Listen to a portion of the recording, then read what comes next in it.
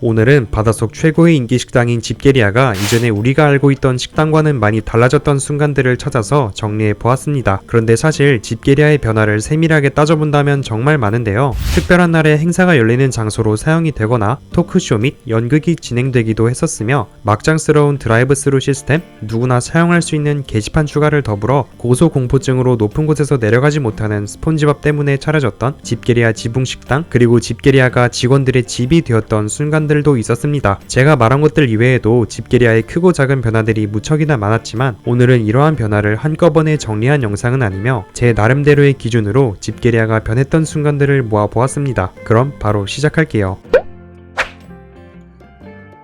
여름방학을 맞아 집게리아에서 일을 하게 된 진주는 10대 손님들을 겨냥하여 집게리아를 아예 이상하게 바꿔버리려고 하는데요. 그 결과 분위기가 아주 핑크핑크하고 아기자기한 러브리아가 탄생하게 되었습니다. 때문에 집게리아 식당 특유의 쾌쾌함이 사라지고 소녀 감성을 불러일으킬 만한 여러가지 소품들을 이용해 식당의 인테리어를 몽땅 바꿔버렸고 직원들에게는 할머니 내복으로 보이는 유니폼을 입도록 하였습니다. 심지어는 집게리아 대표 메뉴인 게살버거를 삭제하고 토마토와 양상추가 들어간 $2짜리 창렬 샐러드 및 차를 판매하도록 하는 등 식당이 아닌 카페로 바꾸려는 듯 보였죠. 정리하자면 말 그대로 집게리아를 망치고 있었던 것인데요.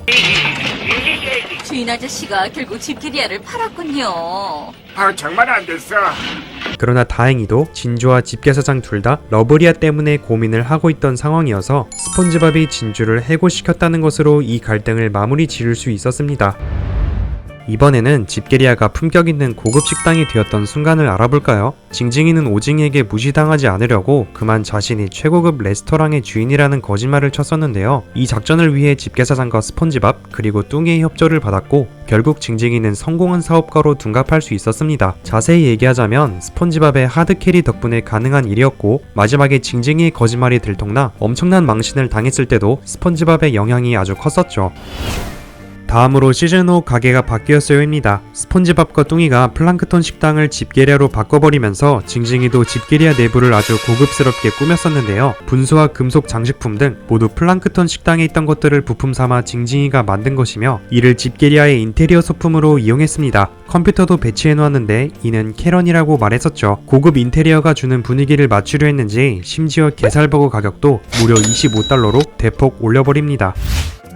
최고급 식당 끝판왕 순간은 요리사 교환 프로그램으로 스폰지밥 대신 집게리아에 왔었던 프랑스 요리사 르슈눅이 왔을 때를 보면 되겠습니다. 고약한 냄새가 나는 자그마한 음식을 무려 $52에 팔도록 하고 냄새를 잡는데 값비싼 순금을 통으로 갈아 넣는 등 그의 요리 철학은 무조건 최고급이어야 한다 문장으로 정리할 수 있어서 매우 깐깐했었는데요. 하지만 르슈눅의 요구를 맞추다 보니 감당하기 힘든 식당 운영비 때문에 집게사장은 폐업을 할 수밖에 없었습니다. 게다가 액수가 공개되지는 않았지만 르슈눅의 월급 청구서를 보고 그는 큰 충격을 받았습니다. 그래도 부자 손님들을 몽땅 데리고 왔던 스폰지밥 덕분에 집게사장은 곧바로 위기에서 벗어날 수 있었죠.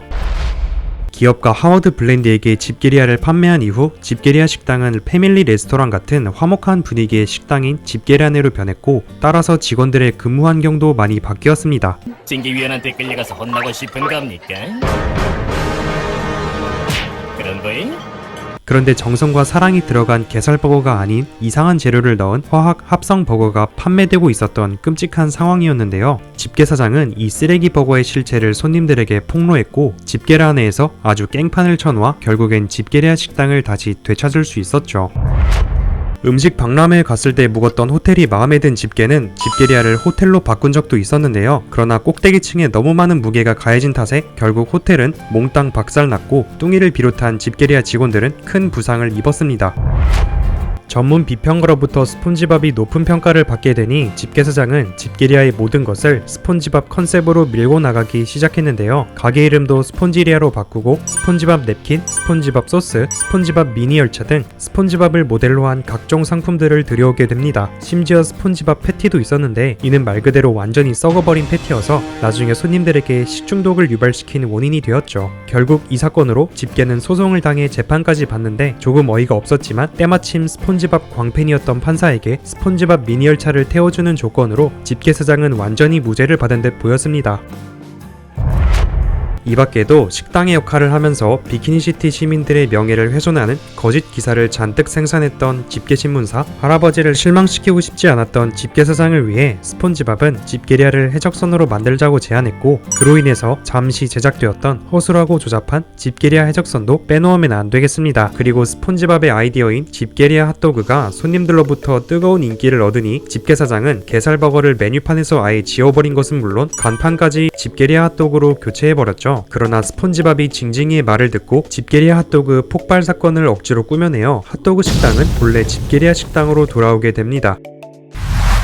악당 맨레이를 물리칠 수 있는 타타르 소스를 뚱이가 몽땅 먹어버렸기 때문에 이너맨과 조개소녀는 맨레이와의 전투에서 패배하였고, 그로 인해 과거가 바뀌어서 비키니시티 전체가 맨레이의 통제를 받게 됩니다. 집게리아 역시 맨레이의 감시를 받는 가게가 되었고, 인테리어 및 식당의 종업원들도 전부 바뀌었죠. 쉽게 말해 맨레이리아라고 보시면 되겠네요.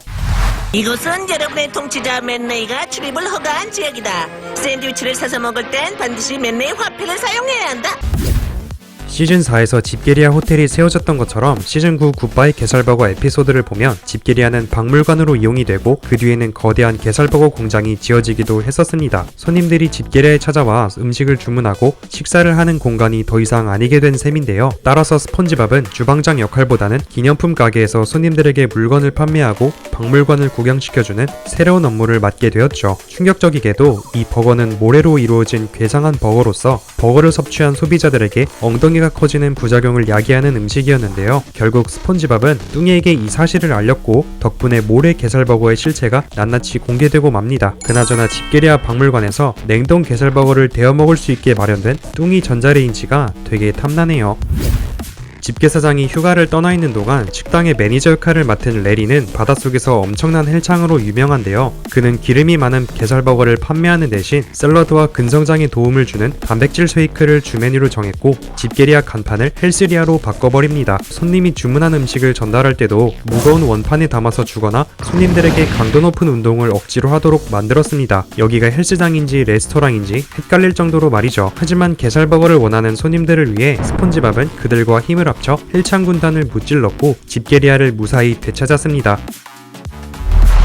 플랑크톤은 할머니 90살 생일에 집게리아의 주인이 되기로 약속을 했었는데요. 이를 위해 플랑크톤은 단 하루 동안 집게리아의 사장인 것처럼 해달라며 집게에게 부탁했고, 집게리아의 간판 및 인테리어를 플랑크톤 컨셉으로 꾸미기 시작했습니다. 이렇게 해서 안에서 보나 밖에서 보나 플랑크톤을 쏙 빼닮은 플랑크톤 리아가 탄생하게 되었죠. 그런데 알고 보니 할머니는 게살버거 비법을 훔치려는 속셈을 가지고 있었고, 이 비법을 들고 플랑크톤 리아를 곧장 탈출하게 됩니다. 하지만 할머니가 양로원에서 깜빡 잠이 되는 바람에 집게사장은 비법을 무사히 회수할 수 있었죠.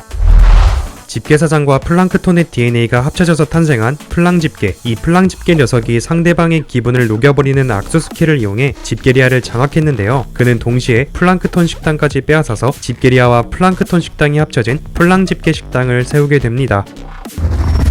원래는 플랑크톤이 집게리아를 비롯한 비키니시티 거리에 집게사장을 모욕하는 괴상한 낙서를 해놓은 죄로 교도소에 가야 했지만 비키니시티 교도소에 자리가 없어서 집게사장은 수고비를 받고 일부의 죄수들을 집게리아에 수용함과 동시에 플랑크톤을 가두게 됩니다. 그로 인해 집게리아 감옥이 지어졌죠. 이른바 실제 죄수들을 가두는 수용소의 역할을 하면서 손님들에게 음식을 판매하는 집게리아 감옥 식당이 된 것입니다. 이 밖에도 밀물과 썰물이 만나는 곳에서 생긴다는 미스테리한 야간 집게리아도 있었고, 스폰지밥 첫 번째 극장판에서는 본래 집게리아 식당 말고도 집게리아 2호점이 새롭게 오픈되기도 했었죠. 오늘 이렇게 집게리아가 색다른 식당으로 변했던 순간들을 찾아서 정리해 보았습니다. 여러분들에게 가장 인상 깊었던 집게리아의 변화는 어떤 것이었나요? 그럼 오늘도 시청해 주셔서 감사하고 저는 다음 영상으로 다시 돌아오도록 하겠습니다.